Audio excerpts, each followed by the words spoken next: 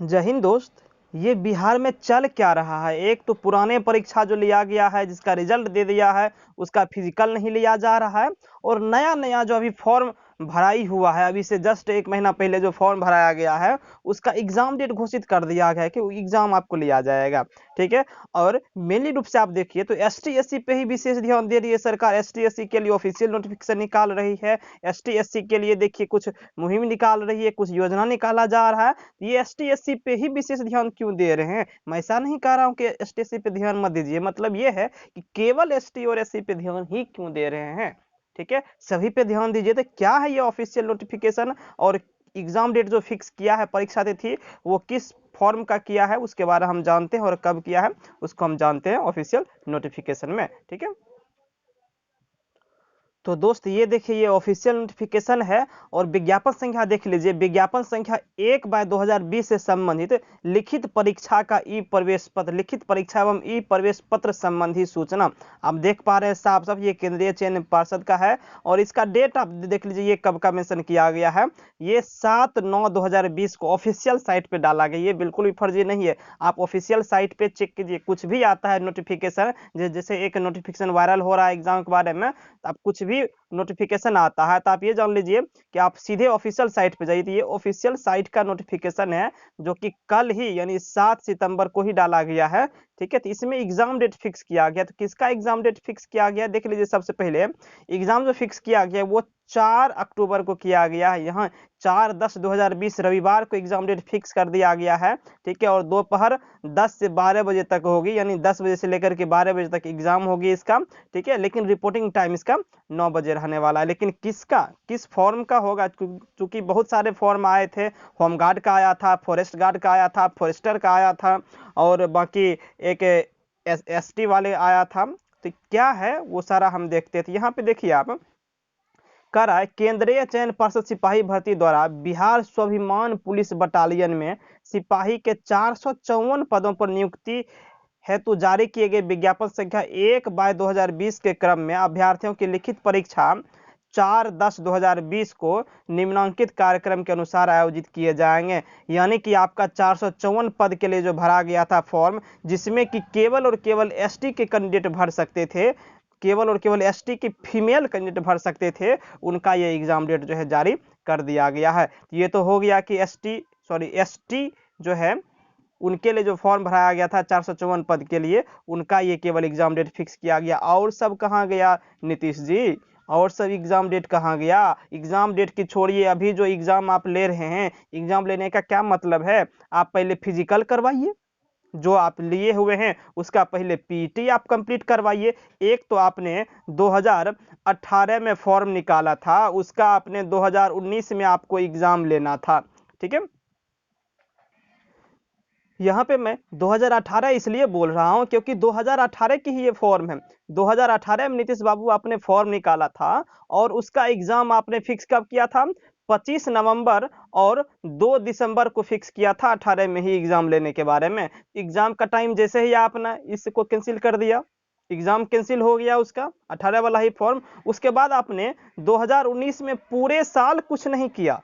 ठीक है, पूरे साल नहीं किए, और साल का अंत में आपने फिर से इसे फॉर्म भरवाया, और कंडीशन क्या रखा कि जो जो 18 वाले कैंडिडेट हैं उसका फी नहीं लगेगा, नए कैंडिडेट फॉर्म भर सकते हैं। सीट तो उतना ही रखा आपने, सीट भी बढ़ा देते। चलिए वो भी कोई बात नहीं, आपने फिर से फॉर्म भराया तो सही। उसके बाद आपने फॉर्म भराया और एग्जाम कब फिक्स किया? 12 जनवरी एंड 20 जनवरी 2020 को आपने फिक्स किया। 18 का फॉर्म आप फिर से दोबारा एग्जाम ले रहे हैं 12 जनवरी और 20 जनवरी को। ठीक है, 2020 में 12 जनवरी वाले तो एग्जाम आपने ले लिया, लेकिन 20 जनवरी वाला एग्जाम आपने फिर कैंसिल कर दिया। भाई क्यों कैंसिल कर दिए?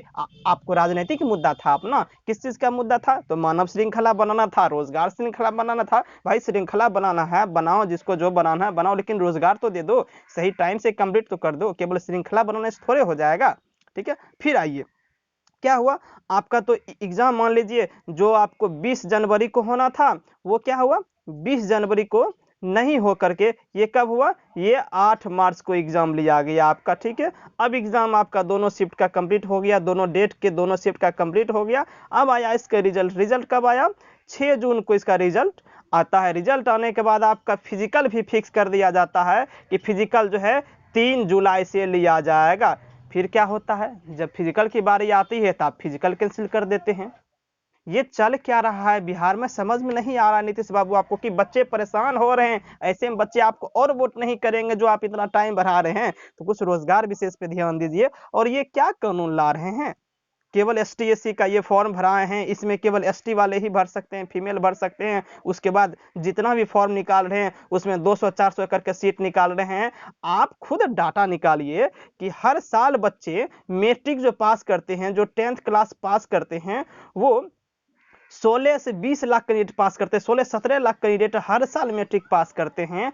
और आप वैकेंसी कितना दे रहे हैं, मात्र 200 400। आप छोड़िए, बिहार पुलिस जो है 10th पे नहीं, इंटर पे है। तो इंटर पे मान लीजिए 12th तो प्रत्येक साल कैंडिडेट जो है 10 लाख तो पास कर जाता है 12th। तो 10 लाख तो रोजगार दीजिए। 10 लाख की छोड़िए, आप लाख रोजगार भी नहीं निकालते हैं। लाख निकालते भी हैं तो केवल टीचर का निकालते हैं, जिसमें कि आप बीएड मांगते हैं, डीएड मांगते हैं, जिसमें कि 1.5 लाख रुपए तो आप फीस ही ले लेते हैं। तो बच्चे करेंगे क्या, आप ये टीचर में जाएंगे नहीं, क्योंकि उनके पास रुपया नहीं होता है 1.5 लाख रुपए लगाने का बीएड में।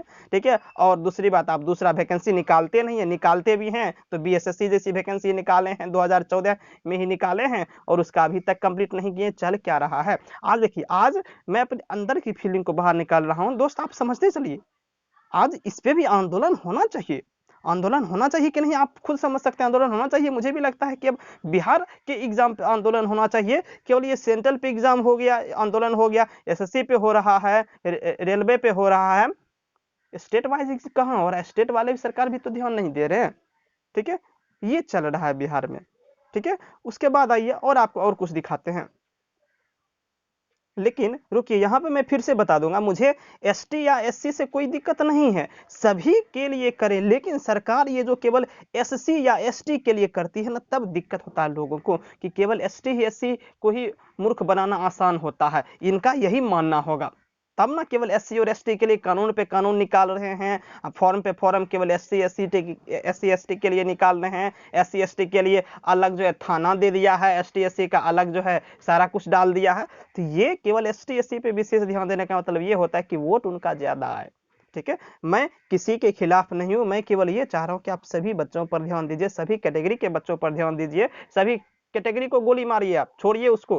ठीक है, आप बिहार के सभी बच्चों पर ध्यान दीजिए। आपके हित के लिए है ये, आप ही का बच्चा है ये सारा बिहार का लोग। ठीक है, तो आप इस पे ध्यान दीजिए। ठीक है, अब आपको दिखाते हैं और क्या चल रहा है बिहार में।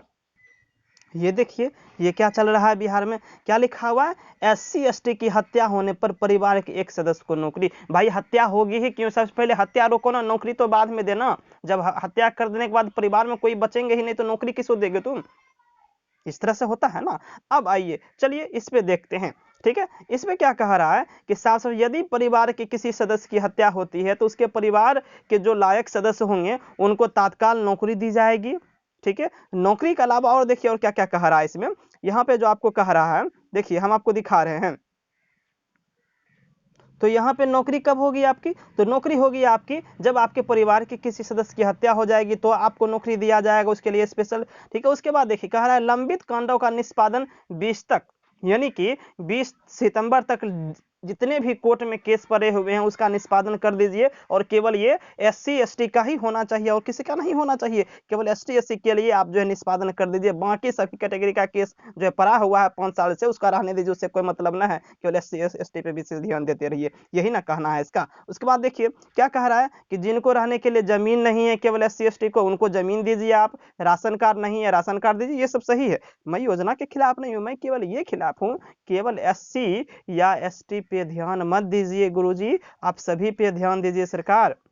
ठीक है, आप सभी पे ध्यान दीजिए। तो ये सारा कुछ चल रहा है बिहार में। ठीक है, तो जो भी है मैंने अपने अंदर की बात कही। यदि आपको लगता है कि आंदोलन होना चाहिए तो कमेंट कीजिए, फिर उस पर एक डेट फिक्स किया जाएगा, फिर होगा उस पर। ठीक है, आपको क्या लगा है इस पे विचार वो दीजिए। और हाँ, मैं आपको जानकारी दे दूं कि जो भी कैंडिडेट एसटी हैं, एसटी फीमेल कैंडिडेट जो फॉर्म भरे हुए हैं, मैंने पहले बता दिया नोटिफिकेशन में कि उनका एग्जाम डेट फिक्स कर दिया है। वो 4 अक्टूबर को अपना एग्जाम जो है देंगे या देंगी। ठीक है, और इनका जो एडमिट कार्ड जारी किया जाएगा वो 15 सितंबर से एडमिट कार्ड जारी कर दिया जाएगा। और ये 454 सीट के लिए जो निकाला गया था केवल एसटी के फीमेल के लिए, वही है। ठीक है, तो मिलते हैं नेक्स्ट वीडियो में। ये अंदर का भरास था, अपना मन का था, जो कि हम आपके सामने रखे हैं। तो आपकी क्या राय है कमेंट में ज़रूर बताइए। ठीक है, और चैनल को सब्सक्राइब कर लीजिए। मिलते हैं नेक्स्ट वीडियो में।